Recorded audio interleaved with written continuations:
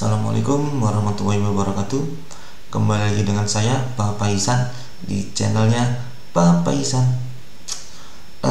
Kali ini saya mencoba bikin section baru, yaitu section yang berjudul pesan kepada anak-anakku. Ya, sesuai dengan judulnya, pesan ini emang ditujukan kepada anak-anak saya yang sebentar lagi mengajak ke usia remaja. Oke, pesan yang pertama, pesan bapak kepada anak-anak bapak. Yang pertama, jangan suka bohong. Ya, itu yang pesan pertama, jangan suka berbohong. Kenapa? Karena dengan sekali kita berbohong, kita akan berusaha menutupi kebohongan itu. Akan muncul kebohongan-kebohongan baru akibat kebohongan awal kita tadi. Ya, jadi itu bahaya. Kenapa? Karena jika kita mulai berbohong, kita akan mulai merasa lolos, atau wah, aku lolos nih dengan cara berbohong kepada bapak atau kepada orang lain. Nah, nanti kebiasaan apa? Jika muncul pertanyaan yang sama, akan membuat kita berbohong lagi. Ataupun pertanyaannya, jika ada orang yang bertanya lebih detail, maka kita akan berusaha menutupi kebohongan yang pertama tadi dengan kebohongan yang lain. Sampai puncaknya itu, kita akan bisa menjadi orang yang pandai berbohong. Bahaya.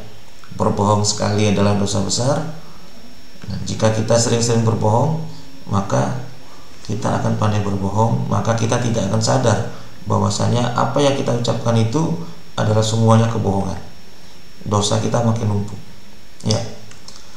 Terus di dalam surat Al-Quran, surat An-Nahl, surat ke-16 di ayat 105 berbunyi, sesungguhnya yang mengada-ngadakan kebohongan hanyalah orang yang tidak beriman kepada ayat-ayat Allah, dan mereka itulah pembohong. Ya, di Quran udah jelas, bunyi ayatnya bahwasanya kalau orang yang suka membohong itu berarti orang yang tidak beriman kepada Allah. Ya, tidak beriman kepada ayat-ayat Allah. Dan saya bapak tegaskan lagi ya, bahwasanya kebohongan-kebohongan itu lebih mendekatkan diri kita kepada kemunafikan. Nah, dan kemunafikan itu mendekatkan diri kita kepada pucuk paling bawah kerak neraka. Ya, nah, sesuai dengan hadis riwayat Muslim dan Imam Bukhari, bahwasanya tanda orang munafik itu ada 3. Apabila ia berkata, ia dusta; apabila berjanji, ia ingkar; dan apabila dipercaya, ia khianat. Nah, kalau ada orang dengan ciri seperti ini, nah, itu bahwasanya orang itu lebih dekat atau bisa dianggap sebagai munafik. Nah, orang yang munafik itu tempatnya di mana? Di kerak tingkatan paling bawah di dalam neraka. Kok bisa tahu Bapak? Nah, ada suratnya nih. Nah, di dalam surat An-Nisa, ya, ayatnya berapa ya? Tunggu, ayat 176. Nah, Quran surat An-Nisa ayat 146 yang berbunyi, sungguh orang-orang munafik itu ditempatkan pada tingkatan yang paling bawah dari neraka, dan kamu tidak akan mendapat seorang penolong pun bagi mereka. Nah, ini janji Allah ya, bahwasanya orang-orang munafik itu letaknya di dasar neraka paling bawah.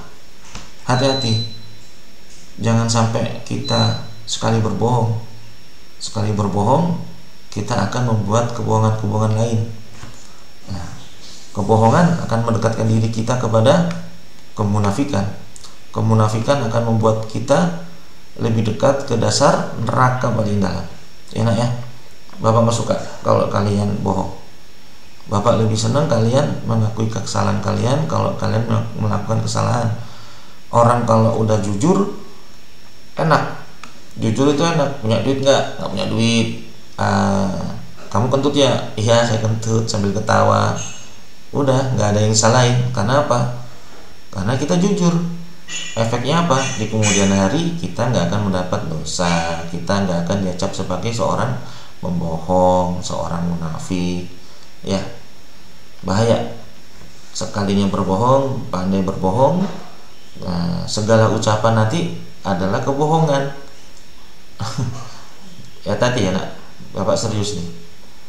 Terus pesan Bapak sebagai penutup, yang pertama, jangan pernah berbohong, ya itu. Sekali berbohong akan membuat kita pandai berbohong. Terus yang kedua, kalau kalian melakukan kesalahan, akui kesalahan kalian, wajar karena manusia itu tempat salah, ya tempatnya salah, lalai dan salah, lupa dan salah. Jadi kalau kita melakukan kesalahan, wajar, kita itu manusia. Manusia mana sih yang nggak ada punya salah? Nabi sendiri pun punya salah. Kalau Nabi diingetin sama siapa? Sama malaikat Jibril, ditegur sama Allah. Akhirnya turun surat. Ya, semua manusia itu pernah melakukan kesalahan. Terus yang ketiga, minta ampun kepada Allah agar selalu diberi petunjuk agar tidak melakukan kesalahan, atau selalu minta diberi petunjuk agar selalu dibimbing dalam kejujuran. Nah, itu penting. Kenapa? Kalau kita tidak meminta petunjuk, ya kita yang salah. Kita minta diberi kemudahan agar diberi wahyu atau petunjuk agar kita selalu dekat kepada Allah, yaitu agar tidak melakukan kebohongan-kebohongan. Oke ya, itu pesan Bapak kepada kalian. Mumpung Bapak masih hidup, Bapak bisa bikin video. Nanti kalau kalian udah gede, kalian bisa lihat video-video Bapak, pesan-pesan Bapak. Ya, semoga video ini menjadi amal jariah buat Bapak nantinya di alam kubur. Oke, sekian dulu. Wassalamualaikum warahmatullahi wabarakatuh.